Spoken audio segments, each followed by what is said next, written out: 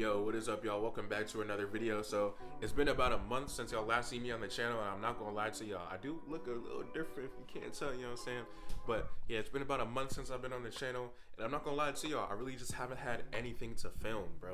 I've been working so much at my new job here back in Raleigh, and I just haven't had anything to film. I haven't been going out doing car stuff or anything like that.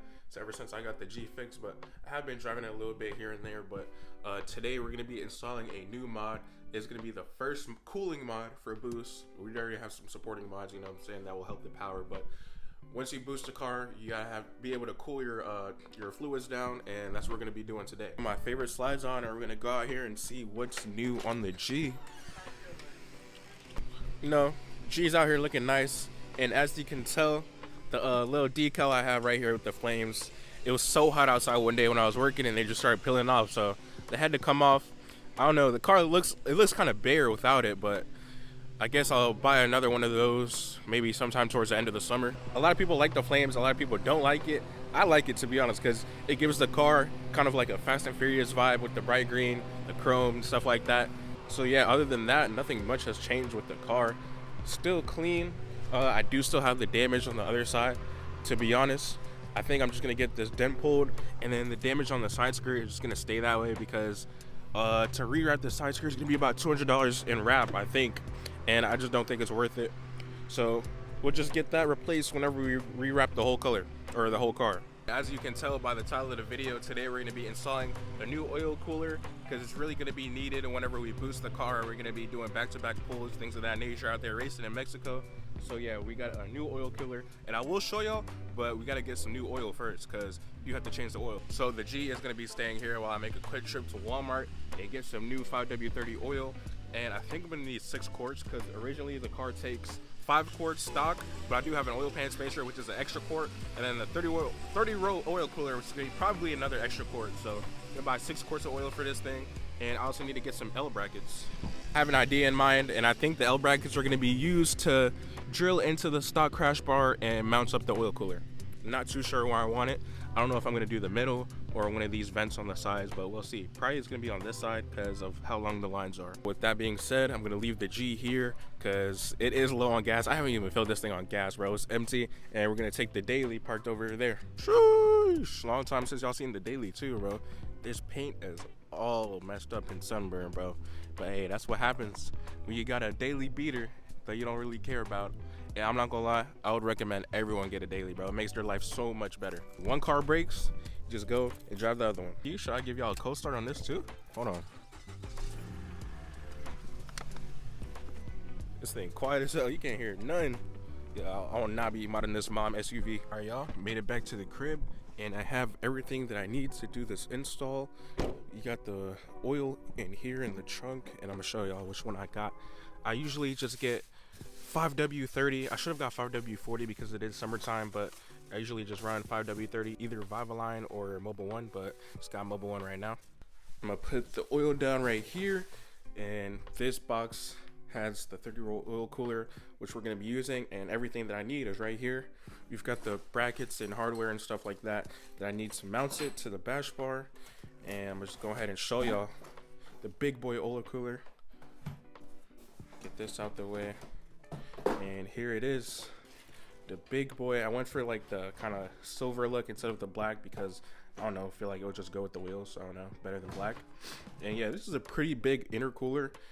A lot of people don't recommend this big because number one, it's too big for NA, but we are running the thermostatic sandwich plate, so it will regulate the oil and open up about 180 degrees, so this won't always be running.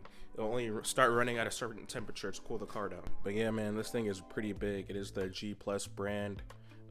Pretty cheap, honestly. I don't see the need to go with any other oil cooler because this one's cheap and effective. It should work. I know other people that run this. Here is the G Plus non-thermostatic sandwich plate, and I'm definitely not going to be using this because it'll just always be running, and I don't want that. I'm going to use this little brace though. It doesn't go with anything on the car. Like, there's no glue in my car, but it's whatever. And then we've got the lines in here. Might as well just go ahead and take them out. And these are the lines that connect up to here, and then the sandwich plate. One is longer than the other. Then this last black box has this thermostatic oil sandwich plate, which will open up at around 180 degrees when the oil gets hot to cool it down. And it looks exactly like the Chase base, but Jack Spania sells it as well, so that's why I just got it from them. Should be the exact same thing though. But I've got everything here. The last step is to go outside and jack the car up so we can get the install going.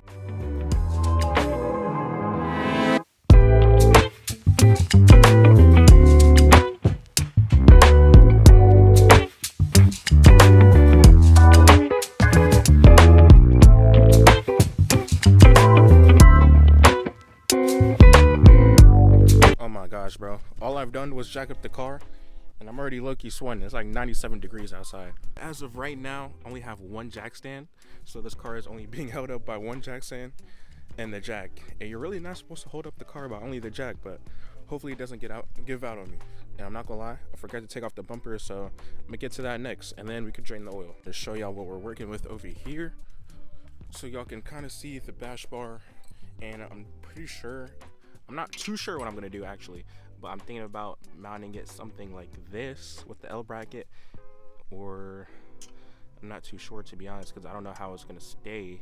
This might be staying out too far out, or maybe something like this probably, yeah, and have it hanging right there. Using my engineering skills right now to think on how I'm gonna mount it, but now we're gonna get to draining this oil.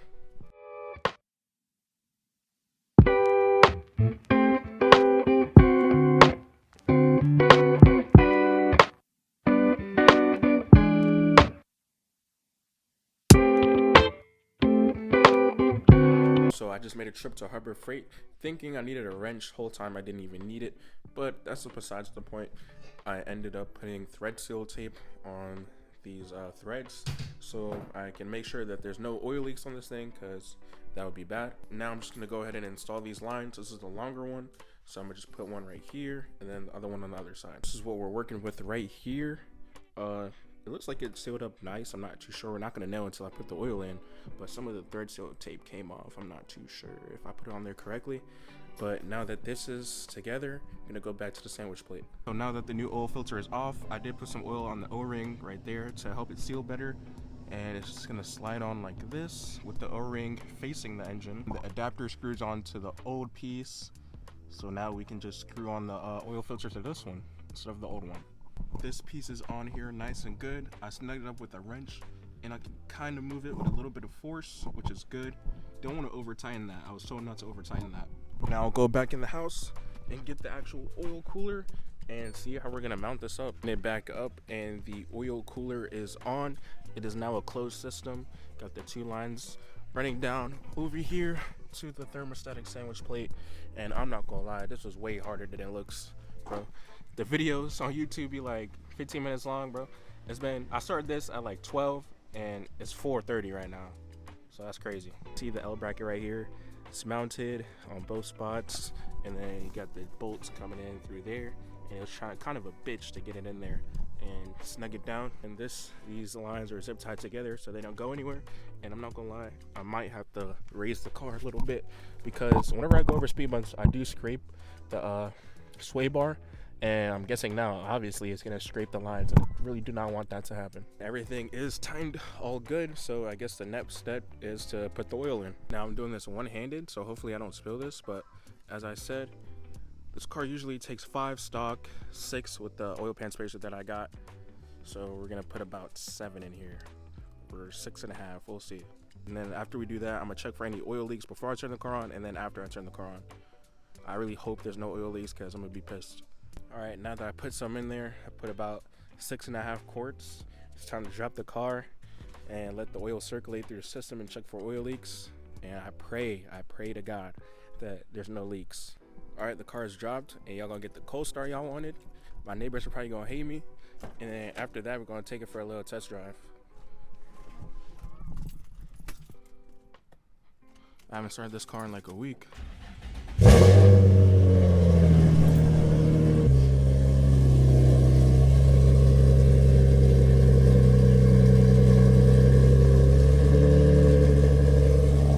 That's out the way. Oh yeah, it doesn't look like anything is leaking so far. Should be flowing through. So that's a good sign. There's no oil leaks anywhere. I don't see any new drips. Now we're gonna turn it off and then check the oil level. So if you own a VQ, you know how hard it is to check the oil on these things, bro. The dipstick is so hard to access, and I don't know, I just don't think it reads all that accurately. I ended up putting in all 7 quarts inside of the engine and tried to read it with the oil dipstick, but I couldn't really read it, to be honest. So it's only one way to really figure out if it works or not, and that's by driving it, and it shouldn't be going anywhere. It's really sturdy in there. I'm gonna go ahead and move the daily and park that, and then we can take this thing for a test drive. Start it up again and see how it runs.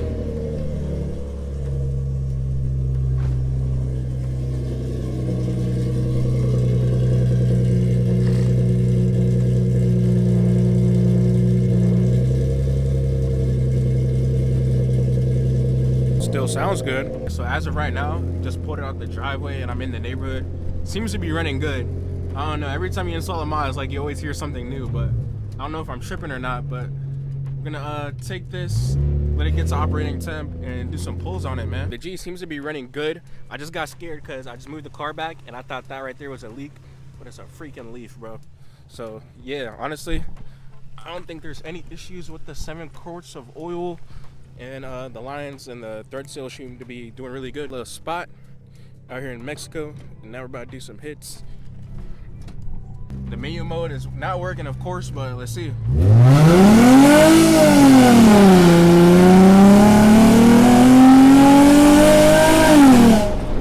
Woo, shit!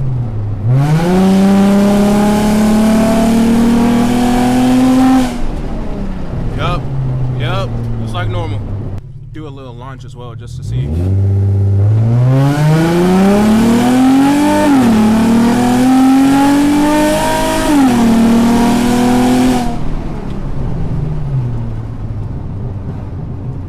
Oh shit, I thought that was 12.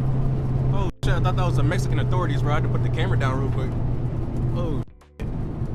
Don't see anything wrong, so why not do one more dig?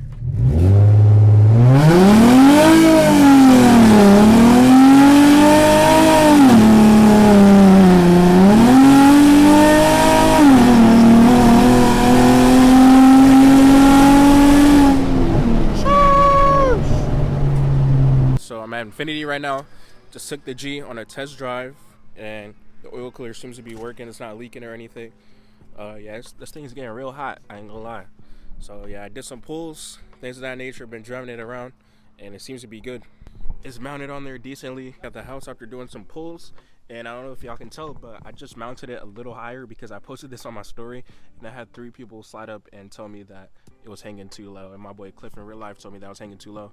So mounted a little bit higher. Should be plenty enough space because the bumper is gonna sit like right here. So it should be really enough space. Clearance from the ground, and I see no leaks on the car, so should be all good. Y'all can probably tell that I'm really tired, bro. I started this at like 12. It's like 7 right now. So yeah, gonna throw the bumper back on right here, and it should really clear.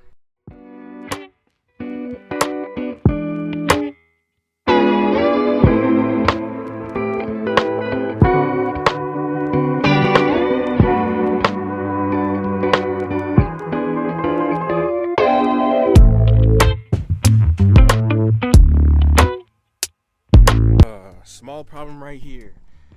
The oil cooler is not clearing the bumper, or the bumper is not clearing, whatever. It looks like I'm gonna have to Dremel some of this off, cut it off. I really don't care, but gotta do what you gotta do. Don't have time right now, so I'm gonna just pick it back up tomorrow. 3 days later. Sheesh. So it's been a few days since the last clip. I don't even know where I left off, to be honest, but this is what we're working with right now. This is how the oil cooler is set up. I had it mounted right there, but it was hanging way too low, and it would not clear the bumper. And as you can see, I cut it, and every time I cut it, tried to adjust it, it just wouldn't fit, so I had to cut it some more. So now we have that slit right there for no reason, because it's not even going to be mounted right here. So now it's behind the crash bar. It took me so long to figure out how to do this. I ended up ordering some riv nuts. These really save lives right here. And I bent the brackets with a wrench, and now that's what we're working with, and that is not going anywhere. This was supposed to be a really simple install, but it just turned into too much, man. But it's finally on there. What a headache, bro. It took me so long to figure out how I was gonna mount it, but really The riv nuts really save this. It is leaking a little bit on the sandwich plate, I think, because I didn't use a socket to tighten up the little adapter thing, but that's just another issue that I'll solve when I need to do my next oil change. But the install was successful, and it took me a few days, multiple days, to figure out how to get this mounted. But that's gonna be pretty much it for this video. We've got cooling for the G35, oil cooling. Next up is gonna be cooling with the radiator, stuff like that, but I'm not gonna spoil. I thank y'all for tuning into the video, and I'll catch y'all in the next one.